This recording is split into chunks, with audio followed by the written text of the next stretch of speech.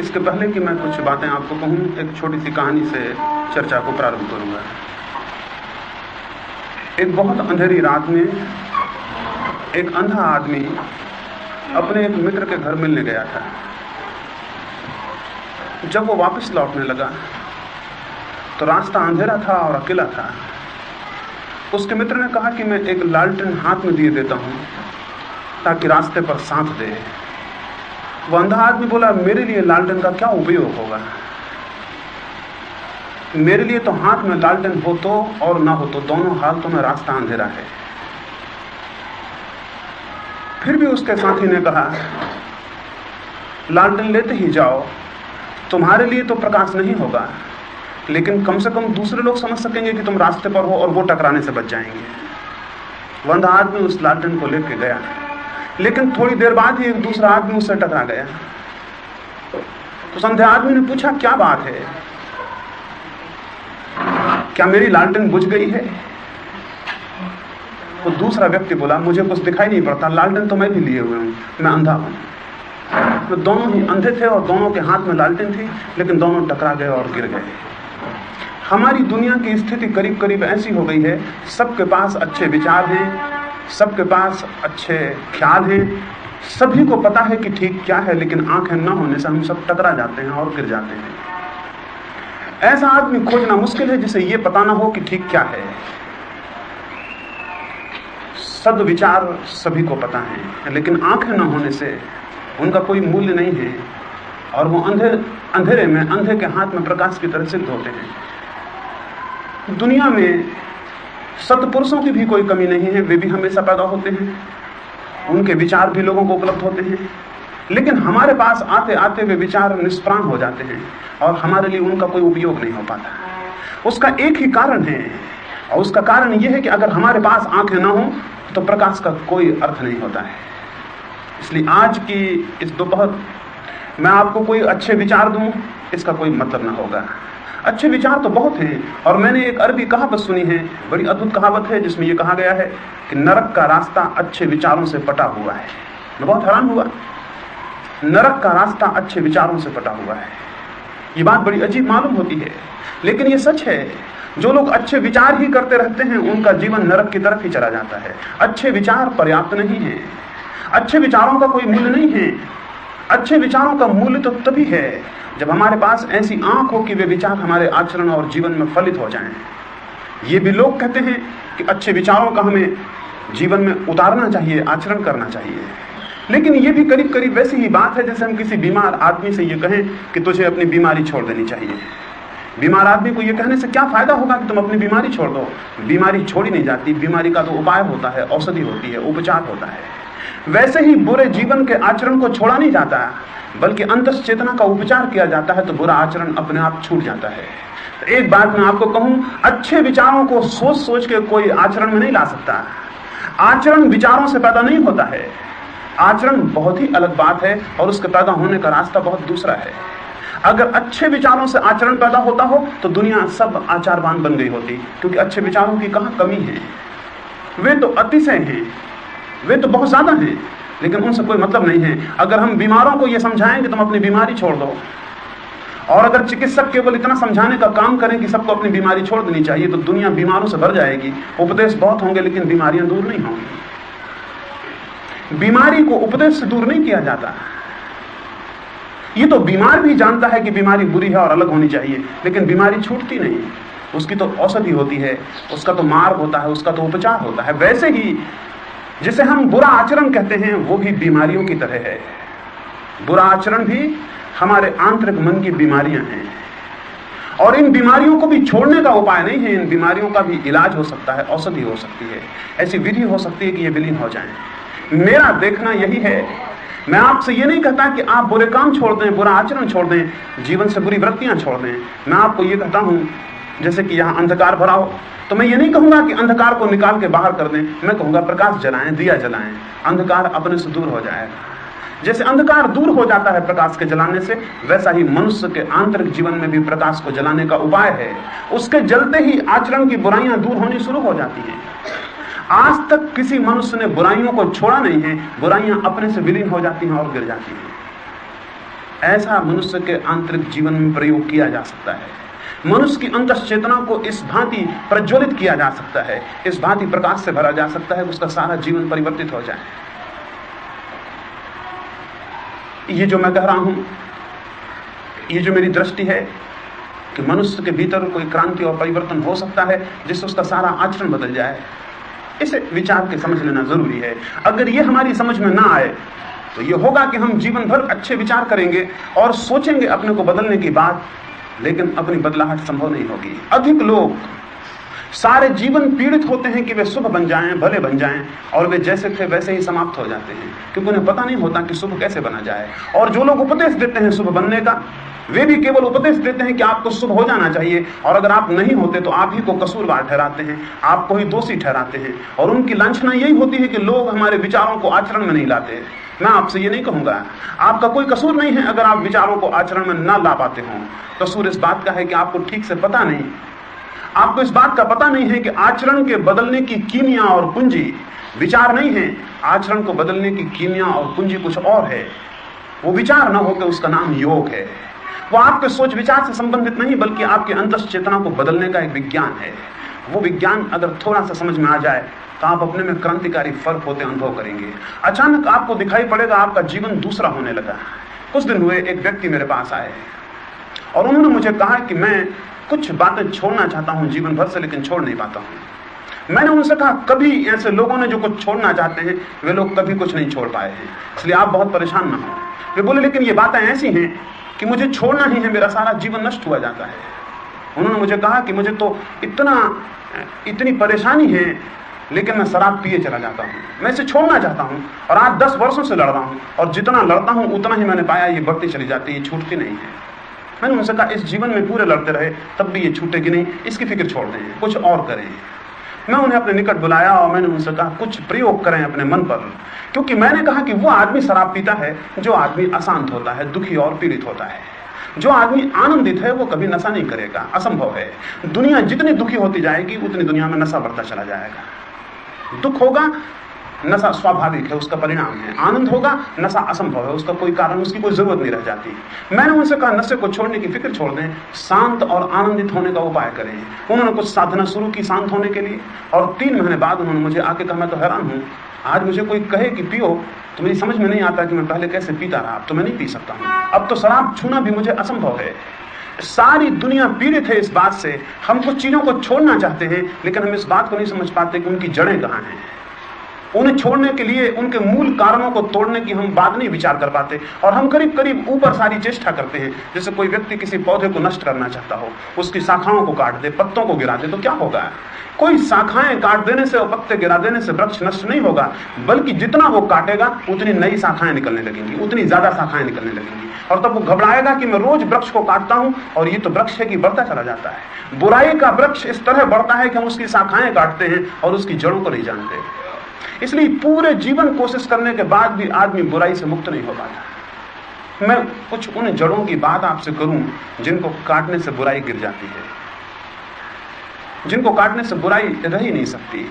और उसमें से प्रधान जो जड़ है, जो मनुष्य अपने अंतस में जितना दुखी होता है उतना उसका जीवन बुरा होता चला जाता है, और जो मनुष्य अपने अंतस में जितने आनंद को उपलब्ध होता है उतना उसका जीवन शुभ होता चला जाता है। लोग सोचते हैं कि शुभ होने से आनंद उपलब्ध होगा, और मैं सोचता हूं कि आनंद उपलब्ध होगा तो जीवन शुभ हो जाता है। जो व्यक्ति भीतर आनंदित है उसके लिए असंभव होता है कि वो किसी को दुख दे सके।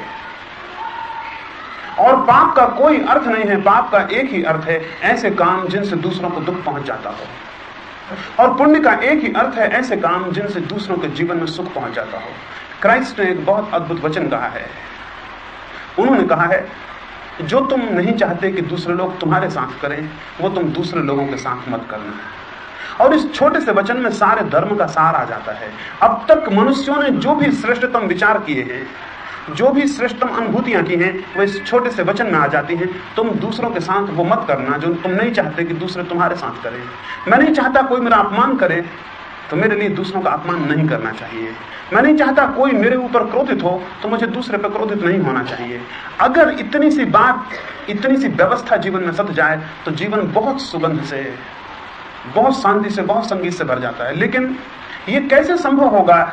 ये कैसे संभव होगा कि जो मैं चाहता हूं कि मेरे साथ कोई ना करे वो मैं दूसरे के साथ ना करूं?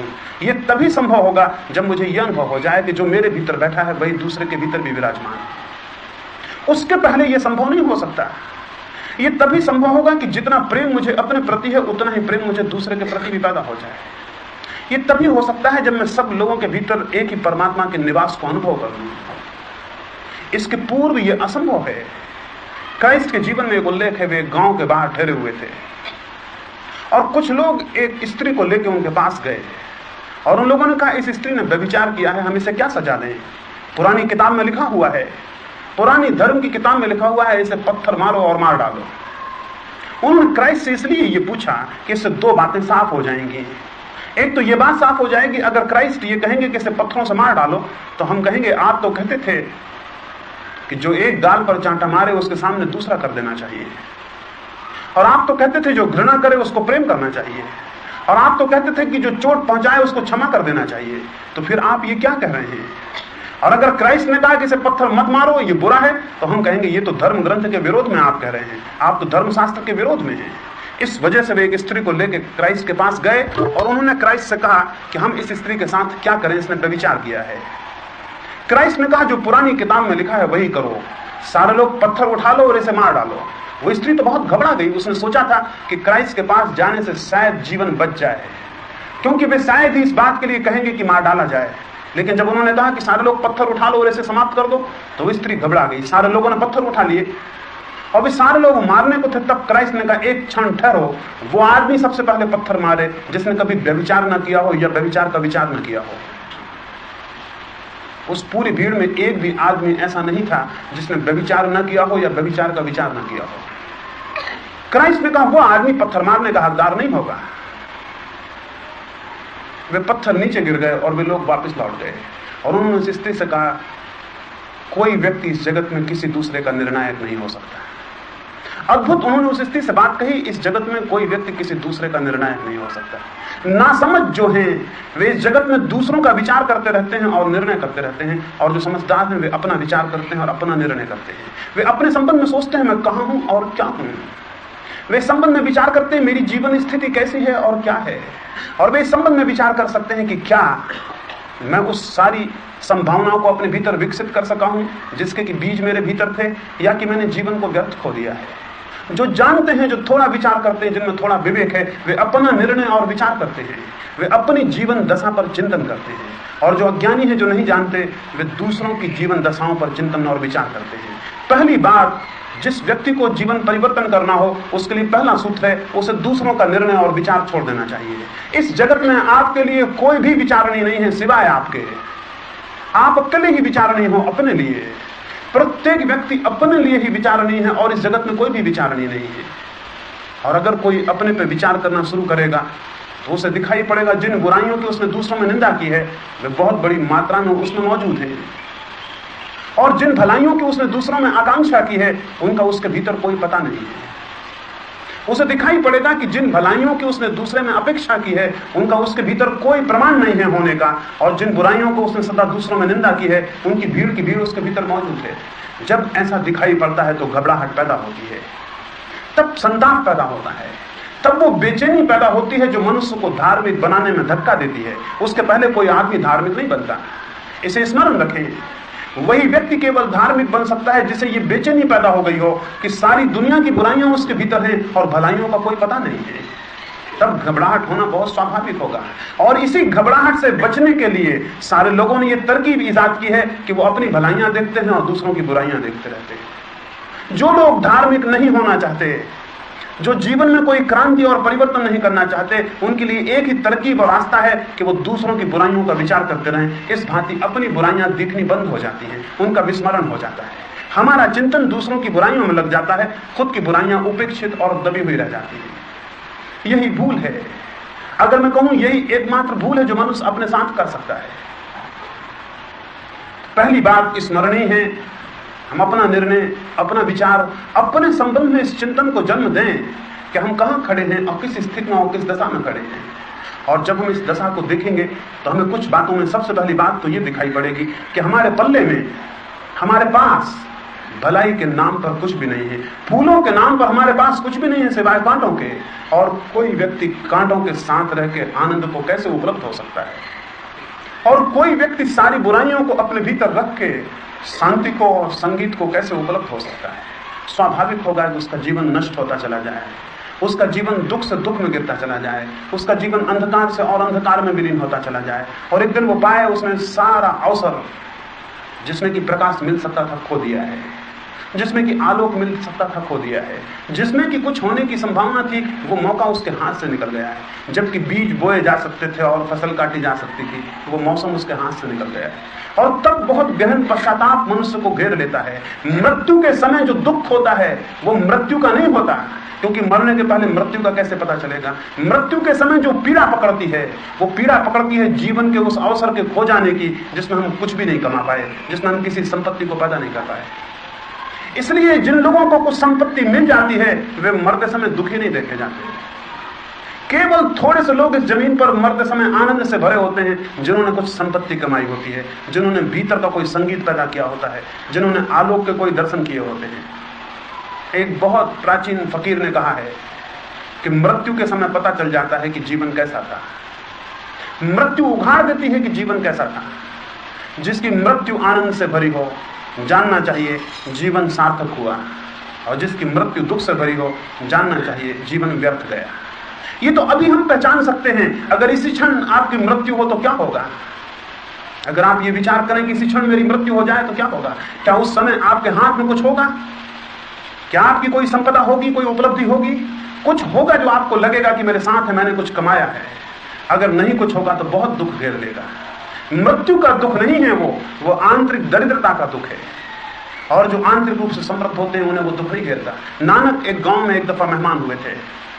वे यात्रा में थे और एक गांव में ठहरे। एक बहुत बड़े धनपति ने उनको आके कहा कि मेरे पास बहुत संपत्ति है और मरने का समय मेरा करीब आ गया, इस सारी संपत्ति को मैं धर्म में लगा देना चाहता हूं। नानक ने नीचे से ऊपर तक उस व्यक्ति को देखा और कहा, तुम तो बहुत दरिद्र मालूम होते हो, तुम्हारे पास कोई संपत्ति नहीं दिखाई पड़ती। वह आदमी बोला, मैं सीधे साधे लिबास में हूं इसलिए आप समझे नहीं, मेरे पास बहुत है। नानक ने कहा, मुझे तो कुछ भी नहीं दिखाई पड़ता, मेरे पास हजारों लोग आते हैं, मैं उनकी आंखों में देख के समझ जाता हूं उनके पास कुछ है या नहीं। तुम्हारे पास कुछ भी दिखाई नहीं पड़ता।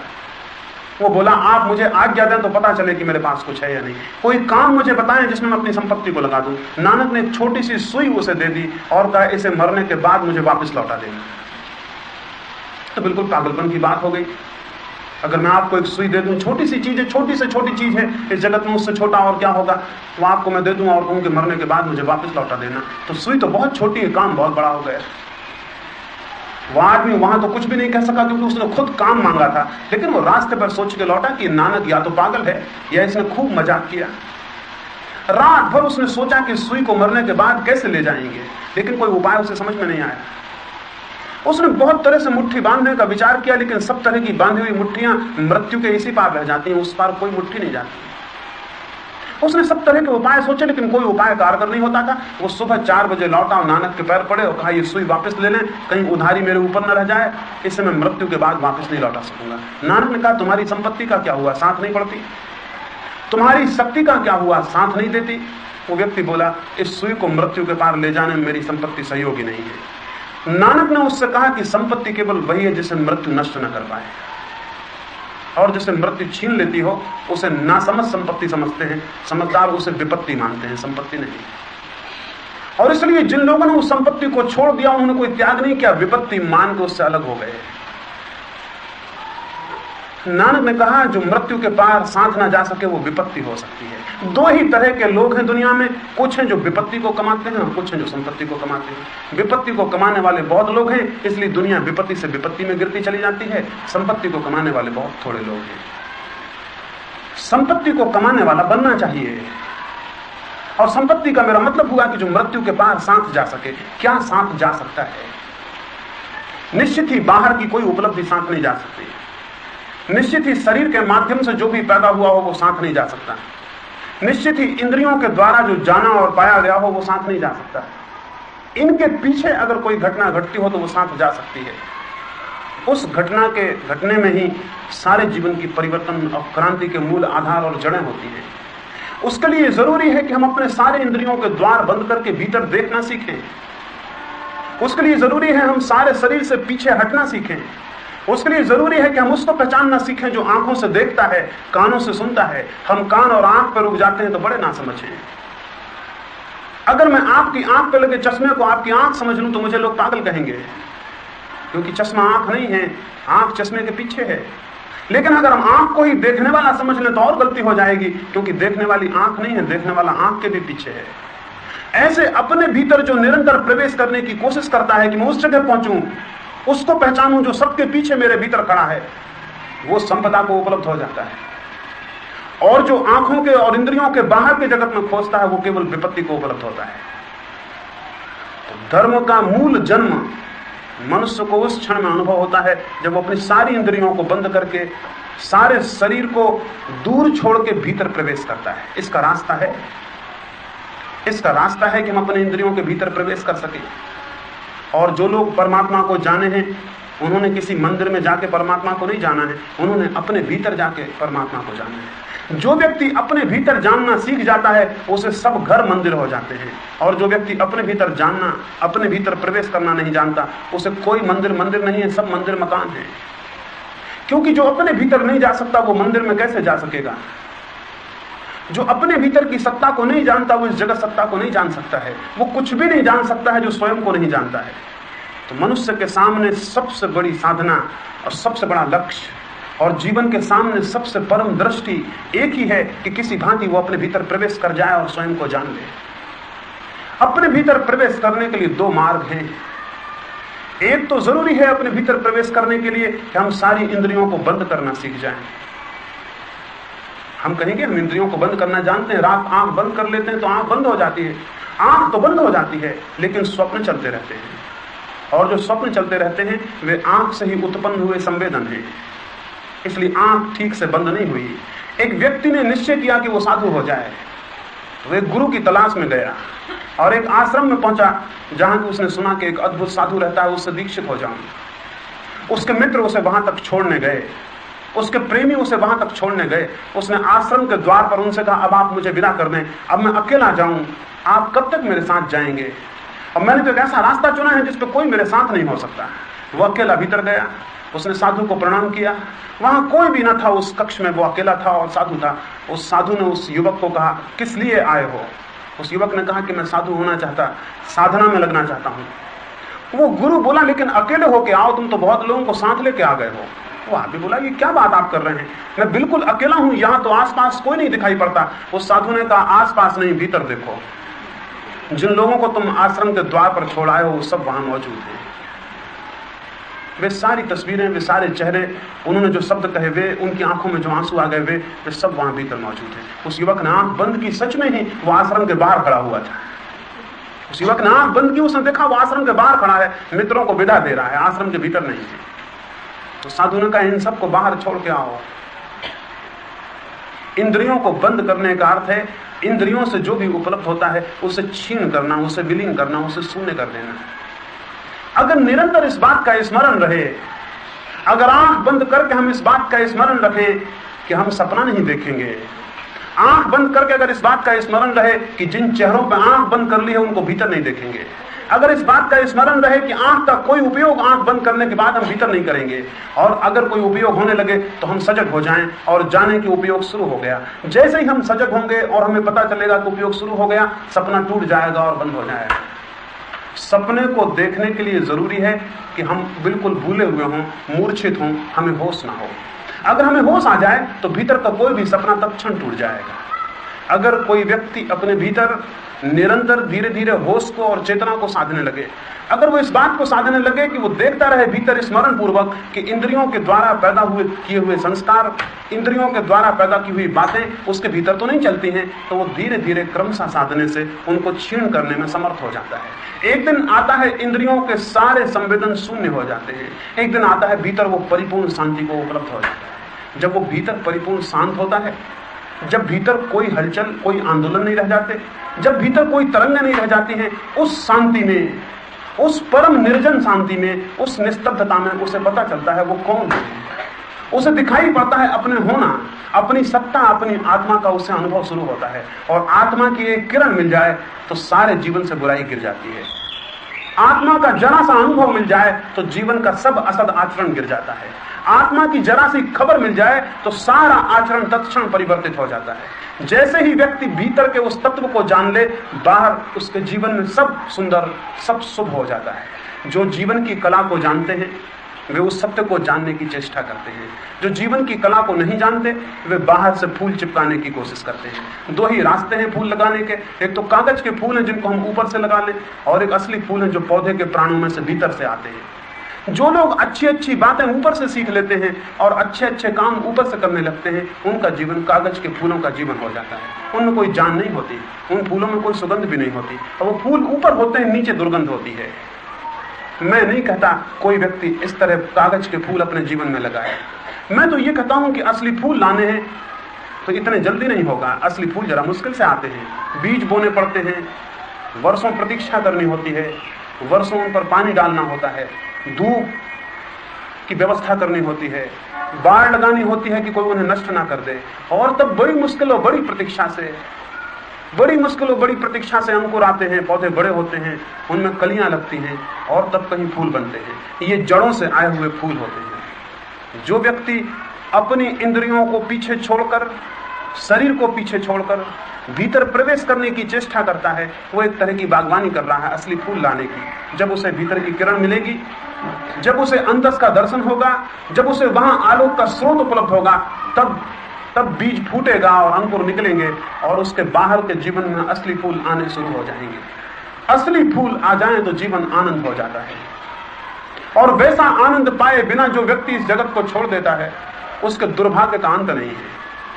वे लोग बहुत अभागे हैं, बहुत दुर्भाग्य से भरे हुए हैं, जिन्होंने इस जगत को असली फूलों को पाए बिना छोड़ दिया। वे खुद भी कोई सुगंध और सुवास नहीं जान सके, और उनके द्वारा दूसरों को भी कोई सुवास और सुगंध नहीं मिल सकी।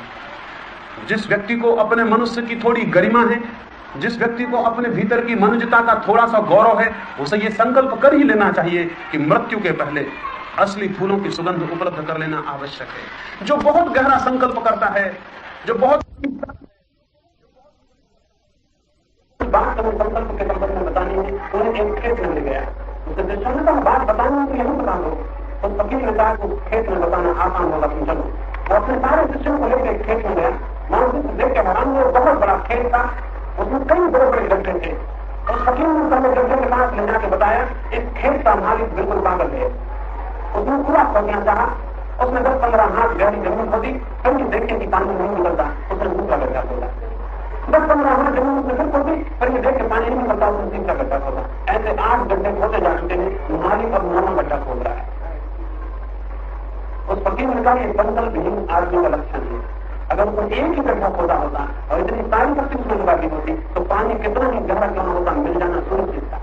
हम में से अधिक लोग जीवन के पेट में अलग अलग छोटे छोटे गड्ढे खोदते रहते हैं, और अंत में बातें कोई पानी उपलब्ध नहीं हुआ। कैसे पानी उपलब्ध होगा? पानी उपलब्ध होगा, सारी शक्तियां एक ही बिंदु पर इकट्ठी लग जाए और खुदाई शुरू हो, सब होगा। अगर कोई व्यक्ति सारी शक्तियों को एक ही बिंदु पर लगा ले और खुदाई शुरू कर दे, तो पानी पर क्षण उपलब्ध हो सकता है, उतनी शक्ति की ऊर्जा में पानी दूर नहीं रह जाता, और जिसकी प्यास गहरी होती है, परमात्मा उससे निकट आ जाता है। मैं एक सूत्र आपको अंत में कहूं, जो परमात्मा की ओर पूरी प्यास से एक कदम चलते हैं, परमात्मा उनकी तरफ 1000 कदम चलता है। जो सत्य की तरफ गहरे रूप से प्यासे होते हैं, सत्य उनकी तरफ प्रवाहित होने लगता है। प्यास खींचती है प्रभु को, और प्यास हो, संकल्प हो, तो जीवन में कुछ हो सकता है। भीतर प्रवेश का उपाय हो तो जीवन परिवर्तित हो सकता है, और एक अत्यंत सुवासित जीवन को पा लेने से ज्यादा धन्यता और कुछ भी नहीं है। प्रभु करे आपके जीवन में कोई ऐसी बात घटे कि वो सच्चे फूलों से असली फूलों से भर जाए, ये भी कामना करता हूँ। सबसे भीतर बैठे हुए परमात्मा को मेरे प्रणाम दें, और इतनी बातों को इतने प्रेम से सुना है, उसके लिए इतना आपका अनुग्रह।